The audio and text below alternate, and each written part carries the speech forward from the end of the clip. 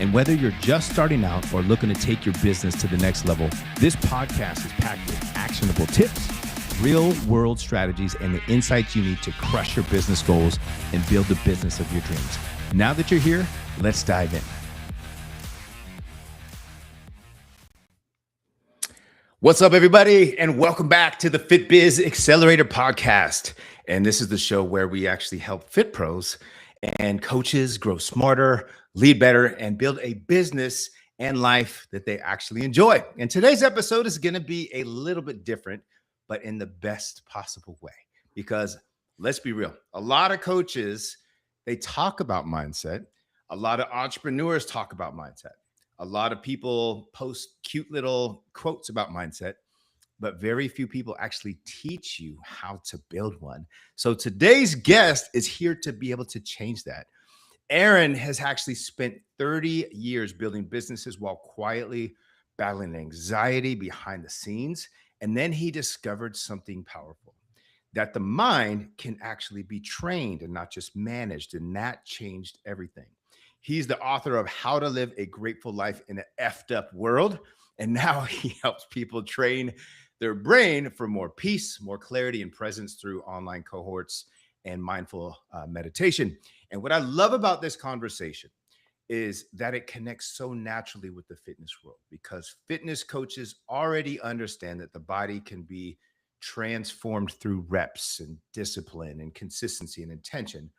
But what if the same thing is true for the mind? What if meditation isn't just some like woo-woo thing that people talk about on a mountaintop? What if it actually, if there's actually brain training? What if it helps you perform better and sell better and lead better and feel better while building your business? That's exactly what we're going to discuss today. And Aaron, welcome to the show, brother. Hey, Tobias, thank you. That is a great introduction. I'm stealing all of that. I love that. Dynamite. I want everyone to introduce me that way. That's just thank you, man. Great. Thank you. I appreciate that. Yeah, and I'd love to start right here, right? You've spent decades building businesses while quietly carrying anxiety in the background. Yeah. And from the outside, I'm sure a lot of people probably thought, things look fine and maybe even successful, but internally, it was a different story. Can you take us back to that season of life and talk about what was really going on behind the curtain at that time? Yeah, sure. I mean, I think that's, at the time it occurred like normal, and in the hustle culture that we live in, that's sort of a badge of honor to be.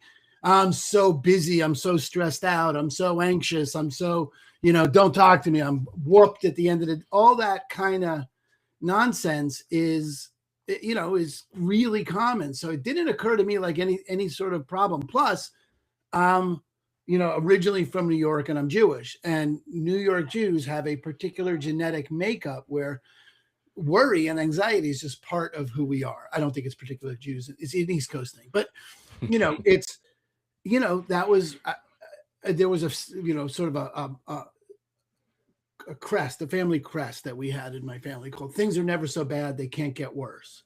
We're always waiting for the other shoe to drop. And that's just sort of the air that I breathed for a lot of years. So I was building businesses, and it seemed normal until it didn't. Yeah. And then it was like, oh, wait a minute, maybe I don't have to live this way.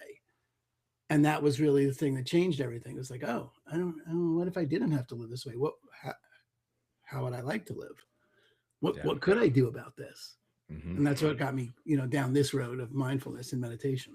Nice. Yeah, I love that. And for all you East Coasters out there that feel stress and anxiety, come on out here to Cali and have a little sunshine in your life. I'll tell you what, wherever you go, there you are. Until you change how you are, it doesn't matter where you are, right? Because actually, it's funny that you say that about Cali, because that's really where I had my sort of epiphany.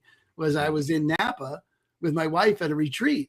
Yeah. And it was this beautiful retreat, and everything's sunny and it's gorgeous. And I'm with my best friend in the world. My wife married 28 years, and I don't have anyone I like being with more than her, I got 2 grown kids, relatively grown. I mean, 19 and 23, they can take care of that. We can go away for a week. When you got little kids, you're like, please God, let me get out of the house. and they're healthy and they still speak to us. So, I mean, things are good and business is good. I'm a 6-figure real estate agent every year for 13 years. I'm always doing well, but I was really nervous and really anxious. And in that moment, it struck me. So in California, this East Coaster was like, wait a minute, this is an inappropriate response to these circumstances. Yep. Yeah. Gotcha. Yeah. And so many other entrepreneurs and trainers and coaches and high performance in general, I would say, they normalize stress and pressure and internal chaos, and they almost wear it like a badge of honor. So why do you think so many people confuse that? Yeah, because they not only wear it like a badge of honor, Tobias, but the thing I'm just discovering and talking to people is we really think that it's what is the source of our results. It's what drives us. People are really afraid if I lose that edge, if I really become peaceful and satisfied in the moment, then I won't have the edge I need to perform. Yeah. And so it's guarded, there's I need that. It's not just I'm busier than you, like that, like a competition. But if I gave up, the drive to for more, I would just stop performing. That's that's a real fear for people. Yeah, I think it is too. And you say something also very powerful. It's that the mind can be trained, not just managed. So I'd love for you to unpack that, because I think a lot of people listening have heard things like be more positive, change your mindset, think better thoughts, don't be stressed. But that advice is kind of useless if nobody shows you how. So what do you mean when you say the mind can be trained? Yeah, well, okay, good. So there's two different metaphors that I would use here. One example, and then a metaphor to show you what I mean. But if you were, first of all, for the people listening that really have to get their head around meditation as a training device, because it doesn't live like that. It definitely lives like woo-woo hippie. That's that's soft, right? We don't do that here. We 4 a.m. ice baths, motherfucker. We're going to get this done. Hard, edgy, right? That's how it gets done around here. So no, in the 60s, if you saw someone running, you would think they were being chased because there was no frame for running as an access to cardiovascular health. And in the 70s or 80s, if you saw people pumping iron, you would think, if you're my age, you think they wanted to look like Charles Atlas, the guy in the back of the comic books, or later Arnold Schwarzenegger. There was no frame for resistance training as access for everybody's health and well-being. Same thing with yoga hippie guru. Now there's a yoga studio in your gym. There's a yoga, they offer yoga. Everyone does yoga, right? It's not flexibility. So you got to change the frame for meditation from hippie guru to, no, this is brain training. And this is neuroscience backs this up. This is not me saying it, and you have to believe me. We could quote Harvard, Mayo Clinic, Stanford, 70 years of fMRIs with brain scans of what meditation does for the brain. And it literally grows the prefrontal cortex, your rational reasoning portion, and it thins or reduces the activity in the amygdala, your fight, flight, or freeze mechanism. So you become more responsive and less reactive. You can respond to chaos. You can respond to breakdowns, not react. And your brain is just like a dancer or someone trains martial arts. When they see something coming, their body is trained to respond to that in a particular way.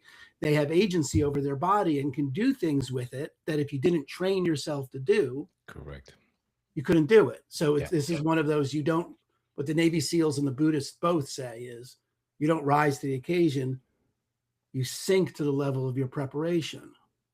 Gotcha.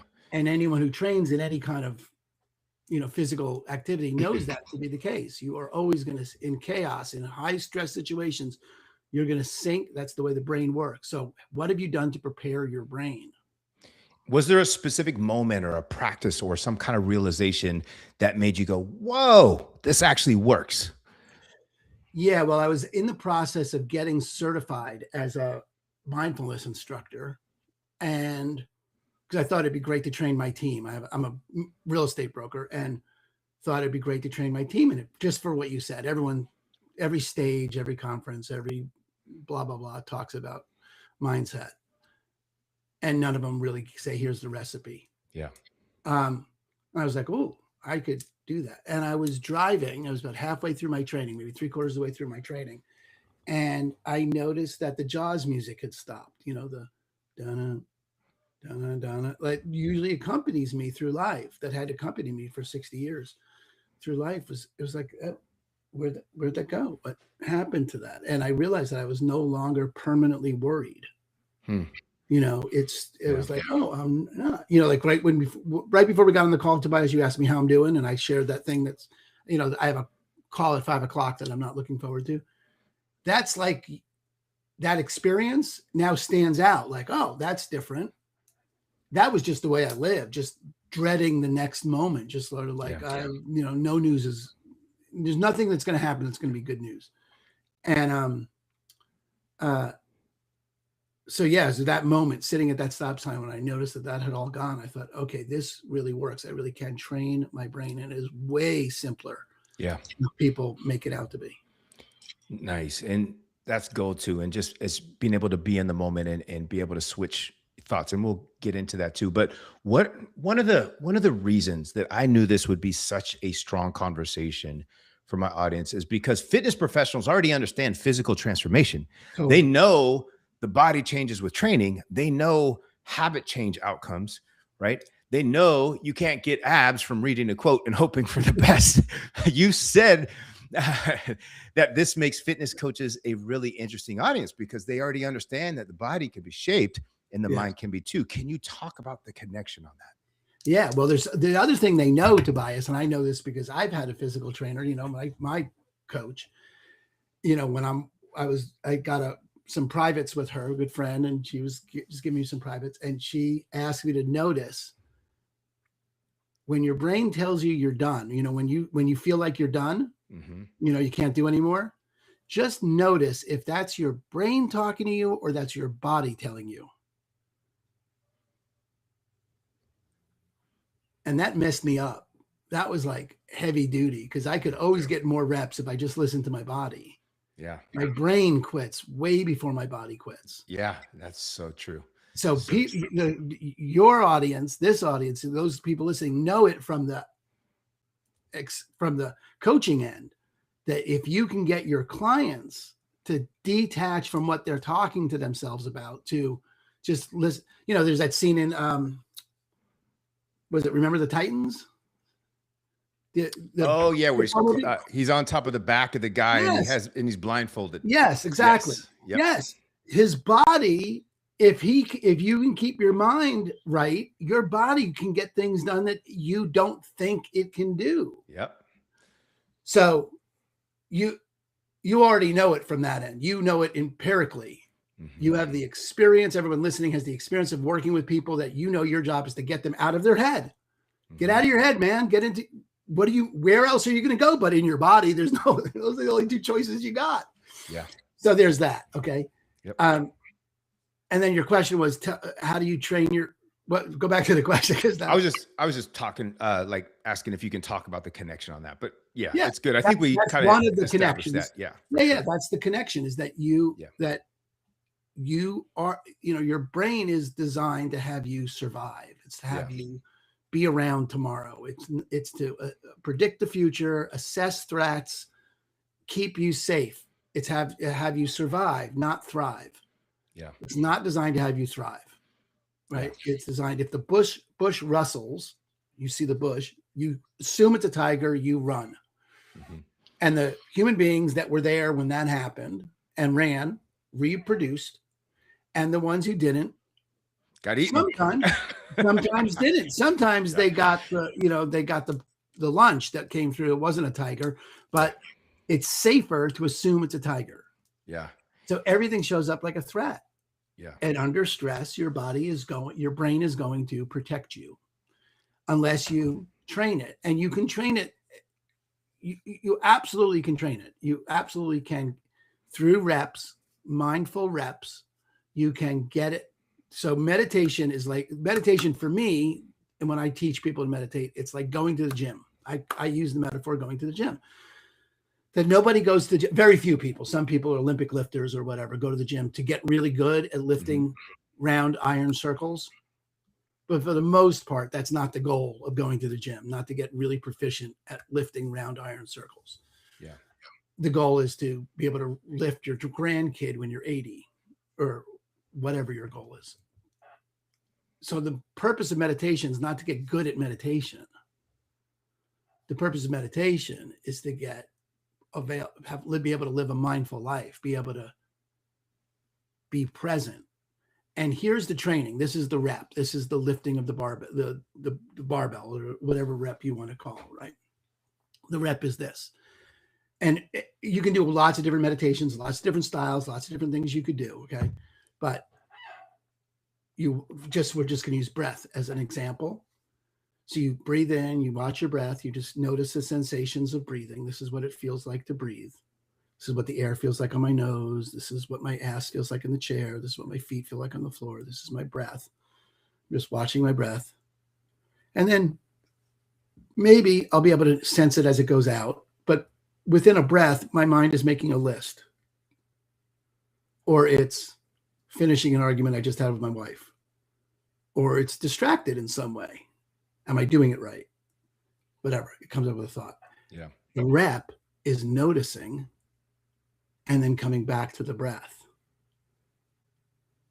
That's it. It's not to get your mind empty. People think meditation is about bliss and an empty mind. And no, that's not the point. That's not what's happening. That's not meditation. I don't know what that is. The Dalai Lama doesn't have that. No one has that. That's not, you have a human mind, you get distracted. And your job is to notice the distraction without judgment. Mm-hmm. And then come back to the breath. So the metaphor I use for this, and it's really useful, is ever train a puppy? I do. Yeah. I had to train my lab. He was a crazy boy. Great. So you put your puppy in a box. You want to crate train your puppy. You put your puppy in the box. And then its job is to get out of the box. Yeah. That's what its job is. And then your job is to catch it when it comes out of the box and put it back in the box. You can't train it if it doesn't get out of the box. If it doesn't get out of the box, there's no training happening. You got to wait till it comes out of the box, and then you put it back in the box, and you're great with it. It's a puppy. It's a cute little puppy. You're like, little dog. And you encourage it, and you put it back in the box, and you're friendly with it, and then it goes out of the box, and you put it back in the box. And eventually, you wind up with a trained dog. You wind up with your best friend. You wind up with something else, lay at your feet and fetch and do the way you train anything, right? And most people have a feral dog squirrel in their head. They just have a thing that just runs the show, an untrained dog. No one thinks their brain is their best friend. Yeah, that's good. Because you haven't trained your brain. And the way you train your brain, the box is you breathe, and then it wanders, and you pick your attention up and you put it back on the breath. That's interesting. And then the mind wanders, and then you pick it up and you put it back on the breath. And then you begin to notice after a while, oh, there's a me doing this. There's a me that's bigger than the thought, and it's bigger than the breath. I'm the observer of my mind. You become not your thoughts, which means you're working out and your mind begins to go, okay, you're done. Oh, wait, that is not me. That's the voice. That's the narrator. That's the thought. Oh, I can put that back in the box and do 2 more reps. Yeah, that's good. That's what you're doing. That's meditation. Yeah, that's so good. And as far as for fitness coaches, like how does training the brain show up for a fitness coach in their content and their client conversations and handling rejection and sales, consistency, and not spiraling every time somebody like ghosts them in the DMs? Because let's be honest, that one hits home for a lot of coaches too. Sure. Okay. Well, that's, first of all, that's not specific to fitness coaches.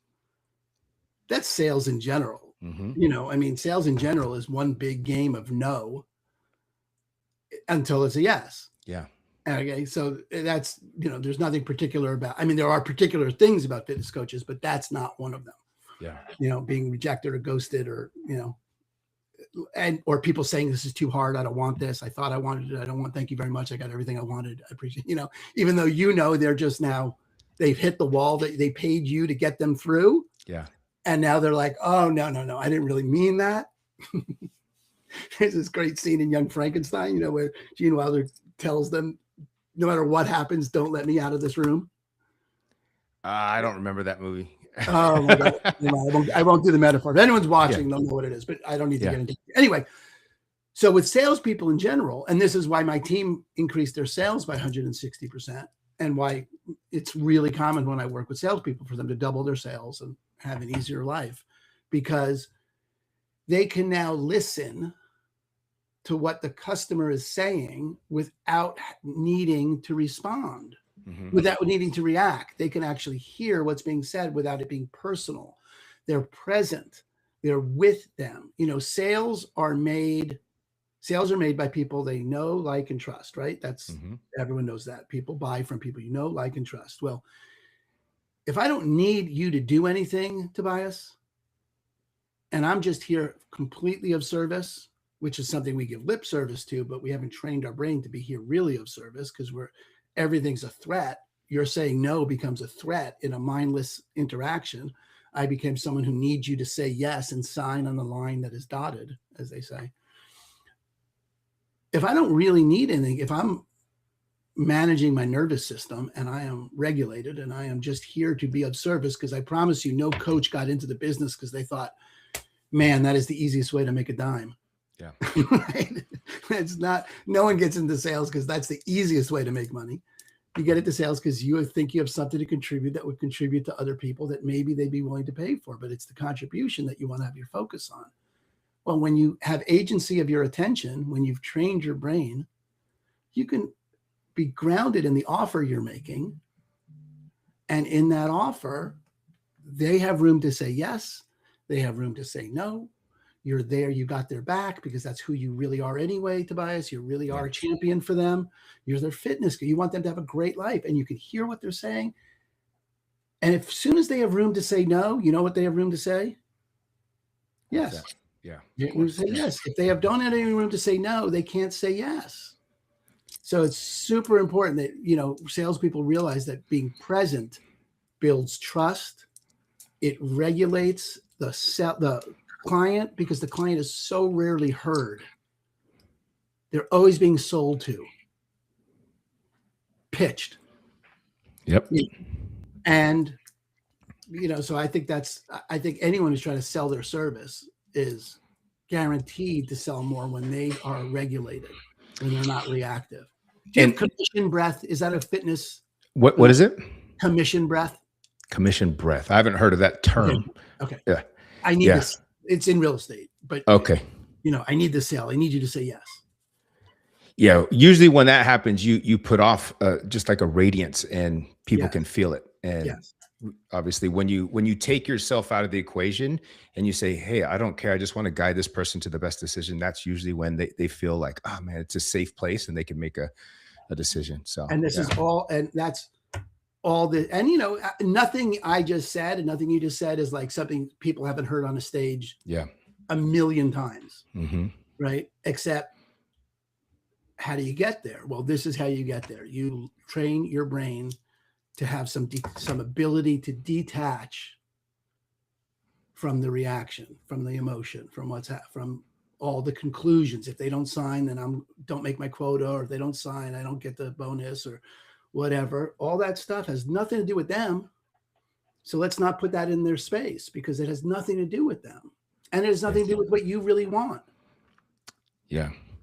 And for the trainers and the coaches, the fitness coaches, and it could be other people in general, but those that are building a business, how can they still stay driven and hungry without becoming consumed by stress and urgency and all that constant mental noise and clutter? Yeah, it's good. Okay. So I look at it this way when I train people, that anxiety, that stress, that fear, which is, that hunger is, there's one thing to be driven away from a terrible outcome. I need this to avoid that. I'm scared that stress is sort of an avoidance, right? Like I don't want to be a failure. And that's what's driving me. Yeah. Okay. And look, there's plenty of people who have that and get to a certain level of success. And so maybe even some get super successful, and it's not, but there's very few people who would say this at the end of my life. If I get so lucky as to be on my deathbed, if that's how I go and I get to reflect on my life, if I'm lucky enough to be able to reflect, I find it hard to imagine there's someone who's going to sit there and go, God, I can't believe I didn't hit my quota in the July quarter. Yeah. Right. And there's no one who's going to say, I think I saw too many of my kids' soccer games. Right. It's true. Yeah. No one's going to say that. So if you can calm yourself for a moment and be with the fear of failing, like I have this conversation at 5:00, I'm not looking forward to. I have that's there, but I can detach from the emotion of it for enough time to just actually get present. I'm not resisting. I'm not pretending it's not there. I'm not, I'm not, you ask me how I'm doing. I'm not like, it's all good, which is the sort of the typical toxic positivity answer. Like, I'm not going to tell you any of that. No, there's things that I'm dealing with. But then it allows me to, if I can be with that, then I can sort of create, okay, well, what's the future I'm really committed to? Mm-hmm. Simon Sinek calls it your big why. There's lots of different people that talk about it, but it's you ever hear the story of the stonecutters? No. Okay. So there's a guy walking down a country road and he sees some guy and he's frantic and he's upset and he's angry and he's got a chisel in one hand and a hammer in another, and he's sweating and he's just banging this rock. And the guy who's walking says, hey man, what are you doing? And the guy says, idiot, what does it look like I'm doing? I'm chipping stone. Sorry, man, didn't mean to bother you. Sorry. Keeps walking. And now there's another guy, same chisel, same hammer, but he's got a pressed shirt and suspenders and he's moving around the stone methodically. And the guy says, what are you doing? And he says, well, I am a stonemason and I am doing my job. This is what I do for a living, is I carve stone. The guy says, thank you very much. I appreciate you telling me. And he walks a little further. Now he sees another guy, and this guy has light in his eyes, Tobias. He's like, you ever see anyone flowing? Mm-hmm. Same chisel, same hammer, but he's flowing around this. And the guy says, so what are you doing? And the guy says, I'm building a cathedral. It's the same action. Same chisel, same stone, same hammer. But what are you building? So on one hand, you could be chipping stone, getting sales, making your quota, doing your thing, sign up the clients. They walk through the door. I got to get them to sign. Or you're building a cathedral. You're building something that matters to you, that's fulfilling to you, that is important. And that's the opportunity you're giving yourself when you can separate yourself from the throes of your mind's need for survival. Nice. Yeah. That's a great story in there too. And just the way that you put yourself in that situation. And even when you think about how you respond to people too, because, a lot of it carries over if you have a negative outcome of what you're doing too. And you're always portraying that, whether you have a positive outcome, sometimes you're going to have more of a positive mindset and you're going to just feed the type of things to you back, obviously, like the law of attraction in there. But 100%. A lot of people too, I was going to say, a lot of people hear the word meditation and immediately they think like, I don't have time. I'm not good at sitting still. My brain is too busy. Yes. That's not really my thing. But what do you say to the person who thinks meditation is either too soft, too weird, or impractical for someone trying to actually grow a business? Good. Well, look, you get to have whatever limitations you argue for. So if you're too busy, and you're going to argue for that. And if you're going to argue that your mind is too active, you get to have both a too busy life and a too active mind. And congratulations, you get to keep that limitation. Good work, right? The Buddhists say everyone should meditate for 20 minutes a day unless they don't have time. Mm-hmm. And then they should meditate for an hour because that's the life that they get to have. So you could say it's too soft, but then you'd have to deal with, okay, well, why does Phil Jackson have the number of rings he has? And why does his protege, Steve Kerr, have the same number of rings? Yeah. Right. How come arguably, Michael Jordan, Steph Curry, these are not slouches in that domain. Okay. These are people who know 85%. So you know who Tim Ferriss is, 4 Hour Work Week, dude? Yes. Yeah. Right. Did a survey, did a book called Tools of Titans, interviewed the world's top performers, billionaires, top performing athletes, top performing artists. 80% of them, the most common practice they all had in common. He wanted to find out what the habits they all had, right? 80% have a mindfulness practice. So, bro, you want to zig while they're zagging? Knock yourself out. But if the billionaires have an 80% rate of doing mindfulness meditation, you might want to take your view. And just like the person that says, I don't have time to work out, gets to live the life of someone who doesn't have time to work out. We're talking 10 minutes a day, 10 minutes. And you think meditation is, oh, and I'm telling you, meditation could look like for you, I put my phone down, I turn off all the sounds, I sit on my deck, and I have my morning coffee or my morning pre-workout, whatever, and I notice the weight of the cup in my hand. And I notice the sound of the trees. And I notice the way the light comes through the window. And for 10 minutes, I do nothing but notice what it feels like to drink this. And every time my mind goes down a road of finishing an argument with that idiot on the internet, I come back to the weight and the temperature of the cup in my hand. That's good. You can do anything mindfully. Now, it works to get a coach because, hey, I'm talking to the, if they don't hire you, then they walk into the gym and they're using the lat pull down as a leg press, whatever, they're doing it wrong, right? They're just going to do it the way they naturally do it, which is the problem with learning how to meditate on the apps. They can get it. You can sort of hopefully maybe figure it out, but not really. And you're never going to go beyond where your identity, your ego tells you can go. You're constantly going to be judging and evaluating your own performance. So in the beginning, it works to have a coach, have someone that can show you how to do it one-on-one. And I'm preaching to the choir on this one, I would think. So if you're committed that it's too soft and you don't have time and your mind is too active, then you get to live a life of someone who's too busy, who needs things to be hard, who has a feral dog running the show. Knock yourself out. Right on, man. And it's not better or worse. It's just you get to have that.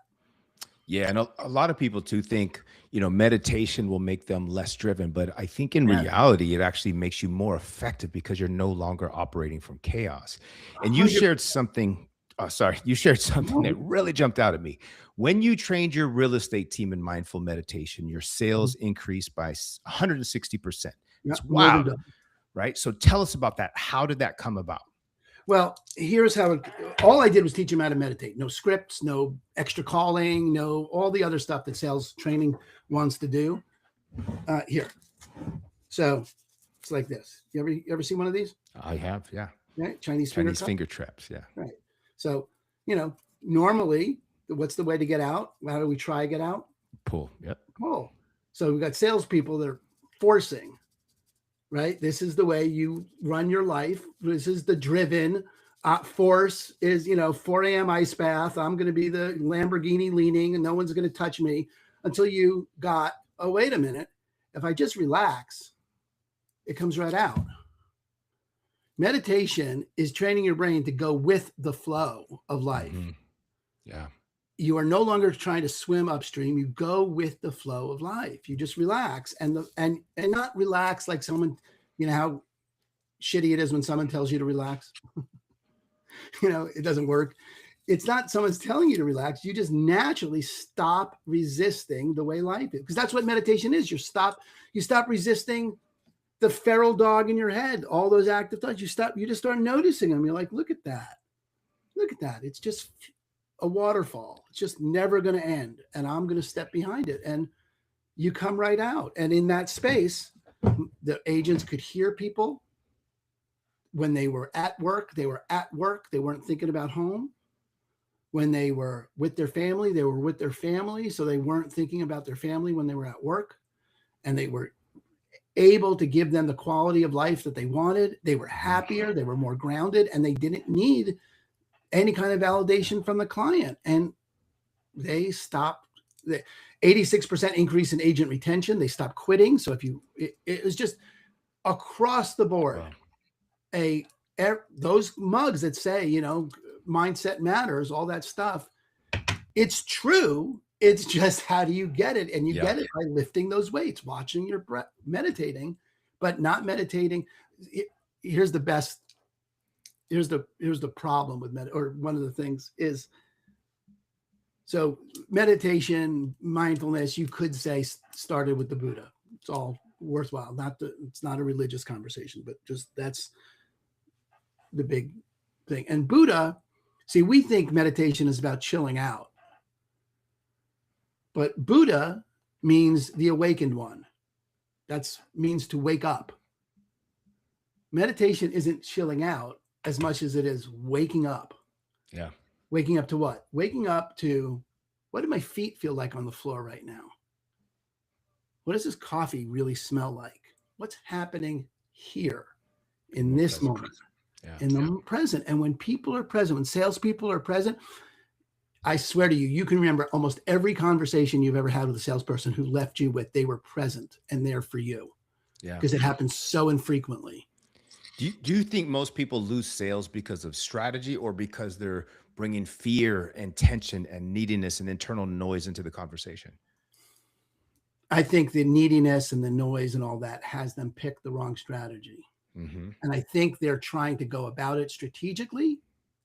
It's not that strategy doesn't matter. It's not that, someone says they don't have the money and you don't want to have a conversation to, explore that and overcome that. It's not that that's not important. It's just, when you're present, the answer to I don't have the money or I don't have the time is, okay, well, tell me about that. What were the goals that you wanted to have if you had the time? Or just, I'm curious how you were going to get to where you wanted to go if you're living like you don't have the time. Tell me about that. Tell me what that's like for you.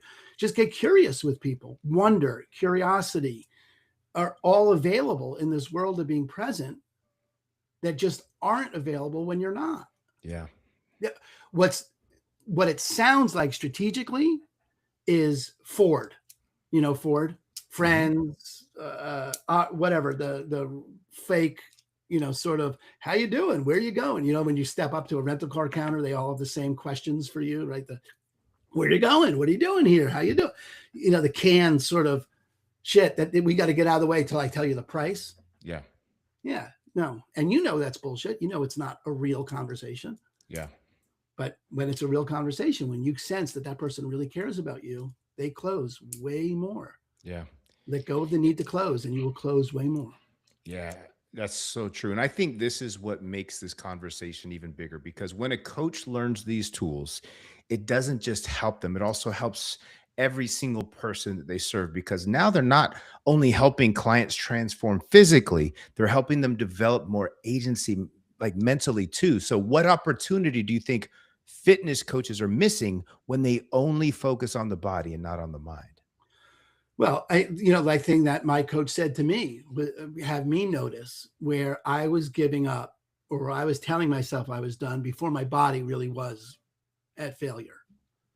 Just even that one change, where I shifted my attention from what I could notice. Oh yeah, my brain is telling me I'm done. Yeah. Way before my body is, and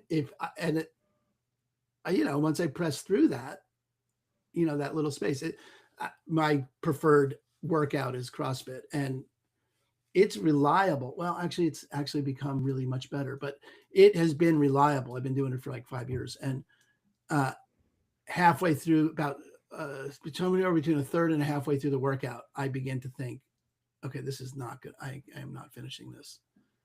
This is not good. My body is not going to do this. And now I've heard that thought enough that it's like, okay, I know right on the other side of that, 2 more reps or whatever it is, another 2 minutes down the road, I'm going to be in a whole different space. Yeah. But I think the thought comes up and people believe everything they think. Okay, well, let's stop that. Okay. Mm-hmm. And I also want to talk about your book too, Aaron, because Sure. How to Live a Grateful Life in an Effed Up World. Yeah. First off, amazing title because Thank it you. feels honest, it feels real, and it feels like something that a lot of people actually need right now. So, what inspired you to write this book in the first place? Well, it's actually the manual for the live meditation trainings I've been teaching for about 2 years. Well, that's the program I put my team through that increased their sales. I put, other salespeople through and like that. It's really basically a 9-week mindfulness training. You started talking about the law of attraction. So if we can get woo-woo for anyone who's down with that, is that a portion of your audience is down with law of attraction? I'm sure. Yeah, Okay, there's fine. definitely going to So be. I was really interested in gratitude Mhm. as a vibration, as like a way of, like a place to come from in life, like just a basic premise of when you're grateful, the universe will bring you more things to be grateful for. Just Mhm. sort of basic one-on-one, like that, right? If you're not into law of attraction, don't worry about it. This isn't for you. Okay. But if you are, that makes sense. Okay. And I was like, well, okay, well, how do I get to gratitude? And the number one thing to get to gratitude are these gratitude journals. And I couldn't get it. I was like, how is writing my dog, my car, my wife 5 times, 10 times somehow supposed to leave me grateful? Mostly it just leaves me irritated, or it's like putting icing on dog shit, pretending it tastes like cake. It doesn't have me deal with what's really happening, And I was like, okay, well, what's my access to gratitude if it's not just pretend faking it till you make it, right? Mhm. What's my real access to it?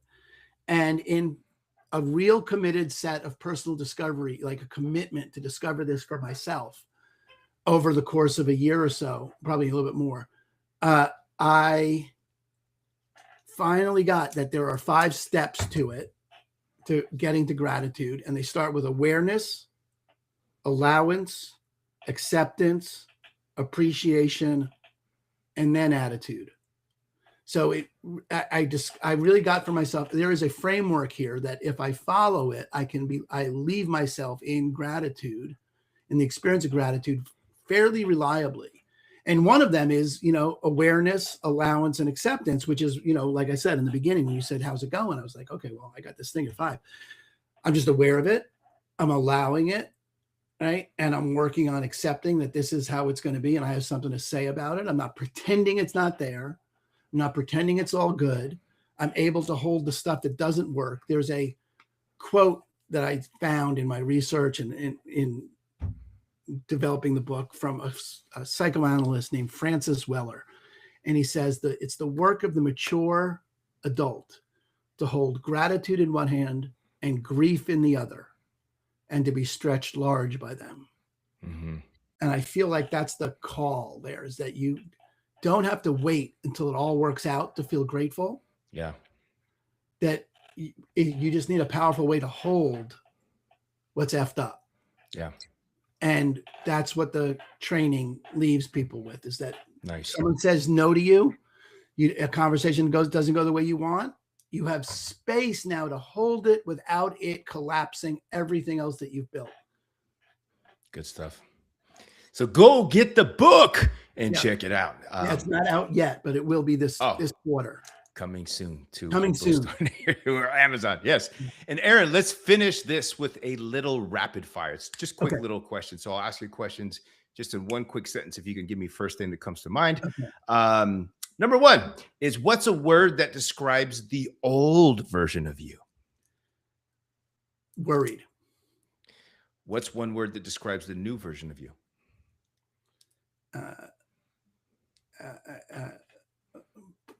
Powerful.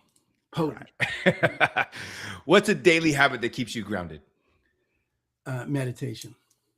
What's one thing that fitness entrepreneurs need less of? Less angry guy hype. You know what I mean? Like the 5 a.m. ice bath kind of, edgy. Okay. Okay. What's one thing they need more of? Presence. Nice. What's a belief that you had to unlearn in order to find more peace? That stress is a useful, that stress is a necessary driver of success. Okay. And then what's the best piece of advice for the coach who looks successful on the outside, but they actually feel pretty anxious on the inside? Find someone that'll teach you how to meditate, someone who'll teach you mindfulness. Or get your book. Yeah. Well, my cohort is free, so they can do my cohort too. Yeah. What does a grateful life mean to you? It means celebrating every step of the journey as if it were the complete journey, and then moving on to the next step. Nice. Being completely satisfied and eager for more. What's one book everybody should read besides your own book? Well, my go-to is always Think and Grow Rich. Okay. Yep. And finally, where can people connect with you and learn more? AaronHendon.com. All right. Sounds good. Aaron, this was such a great conversation. And I think this episode is going to hit home for a lot of coaches, because so many people in the fitness space understand that physical discipline, but they've never been shown how to create that same level of intentionality with their mind. Mm-hmm. And the truth is, building a stronger business without building a stronger inner world is a dangerous game. And so I really appreciate you coming in, sharing your story, your perspective, and practical tools that everybody can use. And for everyone listening, if this episode hit home for you, make sure you share it out. You tag us and you send it to a coach, a trainer, or gym owner who needs this message, or you can message Aaron directly himself. And Aaron, thanks again for being here, brother. Tobias, thank you so much. And thank you all for listening and for the difference you make in people's well-being. It's, I love my coach, so appreciate you all. Awesome. Thanks for tuning in to the FitBiz Accelerator. If you found value in today's episode, make sure to subscribe so you never miss a tip or strategy to grow your online fitness business. And if you're ready to fast track your success, don't forget to check out tntfitprocoaching.com. Until next time, stay consistent, stay focused, and keep crushing it.